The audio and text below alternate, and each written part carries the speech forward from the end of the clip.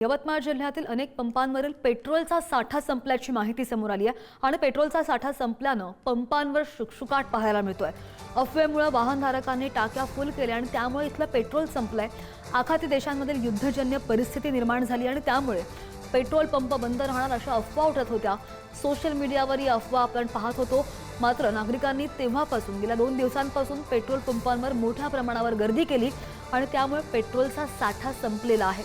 आज यवतमाळ शहरातील पेट्रोलचे पंप बंद ठेवले गेलेत आणि त्यामुळे पेट्रोल पंपांवर सकाळपासूनच शुकशुकाट पाहायला मिळतोय। त्यामुळे आलेल्या ग्राहकांचा हिरमोड होतोय। ग्राहकांना आल्या पावली परत जाण्याची वेळ आली आहे।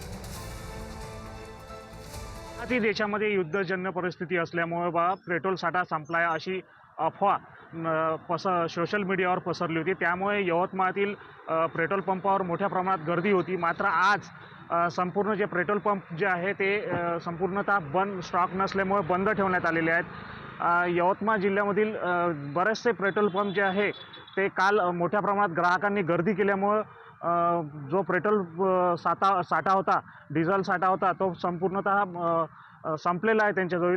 त्यानंतर आता 2 दिवसांनी हा पेट्रोल साठा जो आहे तो या ठिकाणी पेट्रोल पंपावरती येईल अशी पेट्रोल पंप चालकाकडून सांगण्यात येत आहेत। काही ग्राहकसुद्धा या ठिकाणी पेट्रोल भरण्यासाठी आलेले आहेत। आपण विचारूयात, काका तुम्ही कशासाठी या ठिकाणी आलेत?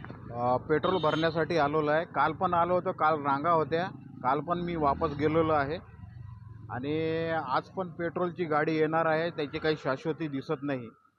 त्याच्यामुळे आता माझ्या गाडीमध्ये पेट्रोल नाही आहे। सध्या जे ग्राहक आहे ते या ठिकाणी आलेले आहेत। आपण बघू शकतो मागच्या बाजूला की त्या ठिकाणी काल मोठ्या प्रमाणात याच पेट्रोल पंपावरती मोठ्या प्रमाणात गर्दी होती।